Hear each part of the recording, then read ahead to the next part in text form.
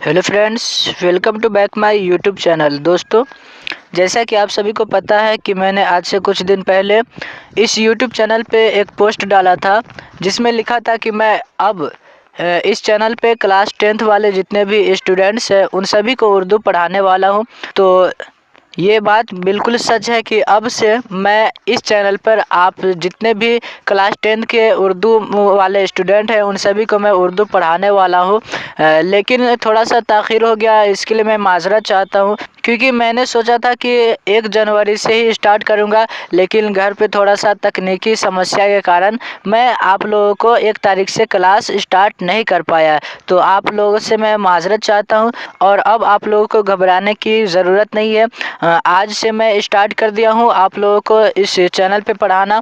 और सबसे पहले आज का ये मेरा फर्स्ट क्लास है, तो आज हम समझेंगे कि बिहार बोर्ड का आखिर सिलेबस क्या है और क्लास 10th के जो क्वेश्चन आते हैं क्लास 10th में वो कहाँ से आते हैं, किस तरह से उठाया जाता है सवालों को, और हम किस तरह से तैयारी करेंगे ताकि जो हमारा एग्ज़ाम है उर्दू का 100 नंबर का जो पेपर रहता है उसमें से हम 100 में 100 किस तरह से कवर कर पाएंगे। ठीक है, तो उसी के बारे में आज हम बात करेंगे और फिर कल से इंशाल्लाह क्लास स्टार्ट हो जाएगी। ठीक है, तो चलिए सबसे पहले जो हम बात करेंगे यहाँ पर देखिए, अब हर साल की तरह इस साल भी आप लोगों का जो ऑप्शन है वो दोगुना रहेगा। कितना रहेगा?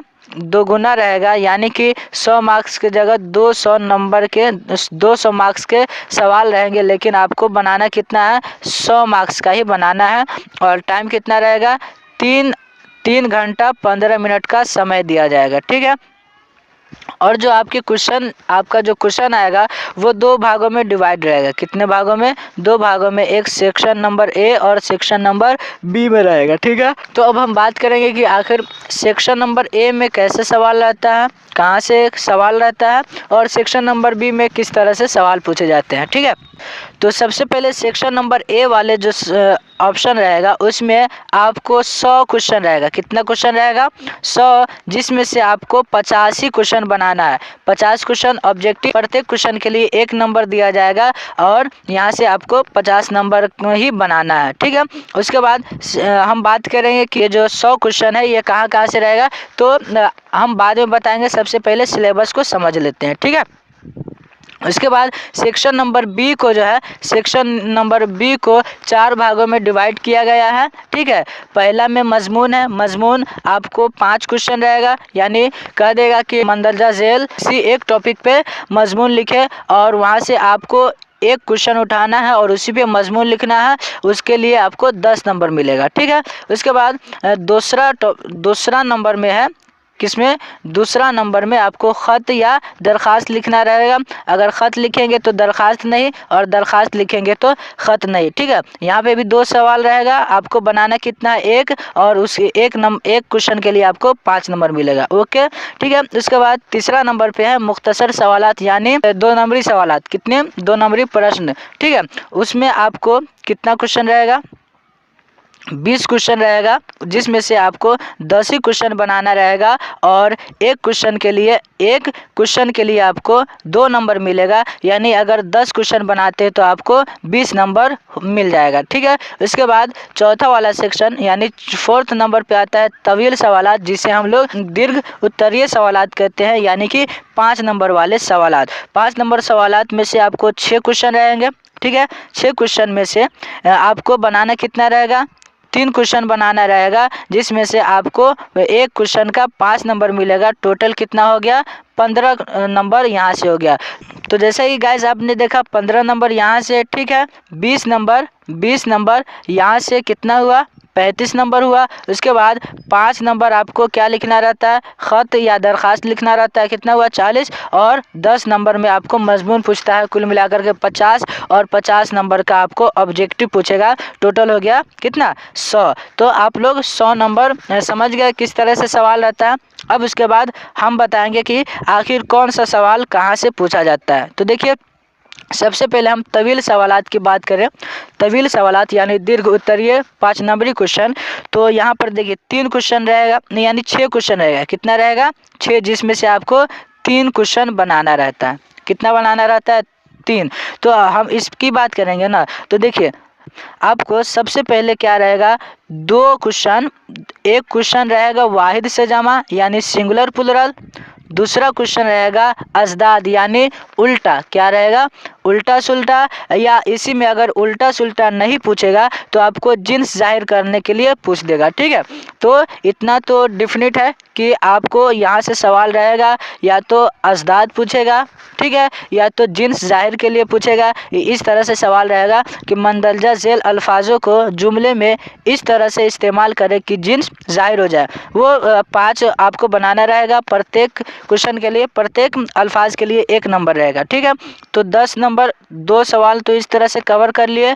अब बचा कितना, 3, यानी 2 सवाल ये हो गया और 4 सवालात बचे। ठीक है, 4 में से 3 सवाल आपको दरक्षा, 3 सवालात आपको दरक्षा से पूछा जाएगा। कितना, 3 सवाल आपसे दरक्षा में से पूछा जाएगा और 1 सवाल जो रहेगा वो रोशनी से पूछा जाएगा। लेकिन हमको ज़्यादा तो बनाना है नहीं, दो तो यहाँ से ही बन जाएगा, किससे, वाहिद जमा और अजदाद से। ठीक है, और 1 सवाल अगर हम दरक्षा से बना लेंगे तो हमारा ये 15 नंबर टोटल कवर हो जाएगा। ठीक है, इसके बाद हम मुख्तसर सवालात यानी 2 नंबर क्वेश्चन की तरफ देखेंगे। ठीक है, 2 नंबर वाले क्वेश्चन जो है कितने रहते हैं, 20 रहते हैं। कितने रहते हैं, 20 क्वेश्चन रहते हैं, जिसमें से आपको 10 ही क्वेश्चन का जवाब देना रहता है। लेकिन हम बात करेंगे कितने, 20 क्वेश्चन को, कि कहाँ कहाँ से क्वेश्चन रहता है। ठीक है, तो आपको सबसे पहले 13 सवाल दरक्षा से रहेगा।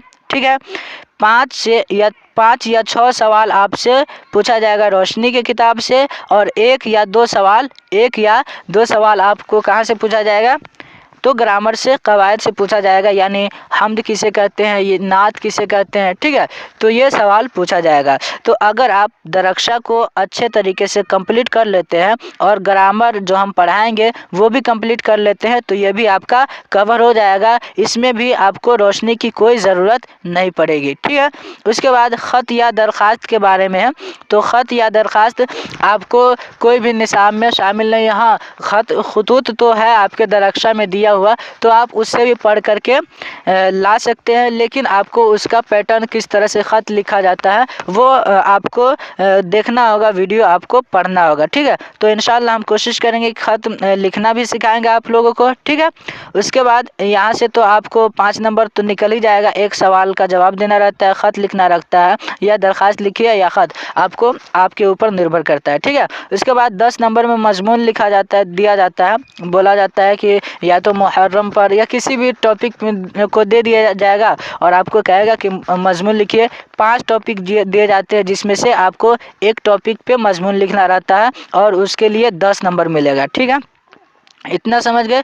उसके बाद सेक्शन नंबर ए वाले में जो 100 सवाल रहते हैं, कितने, 100, जिसमें से आपको 85 का जवाब देना रहता है। ठीक है, जिसमें से आपको 40 नंबर कवायद से रहेगा, उर्दू कवायद से। ठीक है, 40 नंबर दरक्षा से पूछेगा और बच गया 20 नंबर तो ये रोशनी से पूछता है। ठीक है, तो अब हमको यह समझना है कि आखिर हम इस 50 नंबर को किस तरह से कवर करेंगे। तो देखिए, अगर आप दरक्षा और कवायद दोनों को अच्छे तरीके से पढ़ लेते हैं तो आपका ये भी 50 नंबर निकल जाएगा, आपको रोशनी पढ़ने की कोई ज़रूरत नहीं पड़ेगी। तो इन सभी वीडियोस का सारांश अगर देखा जाए तो यही निकलता है कि अगर आप दरक्षा और कवायद सही तरीके से पढ़ लेते हैं तो आपका जो है 100 में 100 आराम से बन जाएगा। उसके साथ आपको इस एक चीज़ पे और मेहनत करने की ज़रूरत होगी, वो होगा, क्या होगा, राइटिंग। क्या होगा, राइटिंग, क्योंकि राइटिंग काफ़ी सारे बच्चे का ख़राब होते हैं,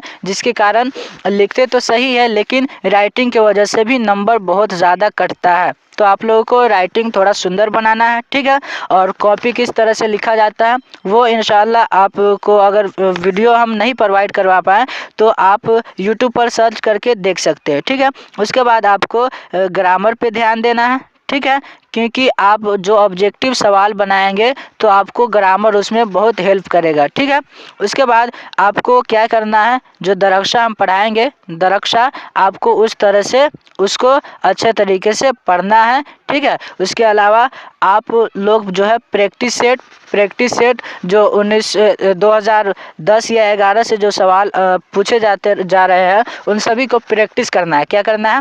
प्रैक्टिस करना है। मॉडल सेट ले लेना है उसको।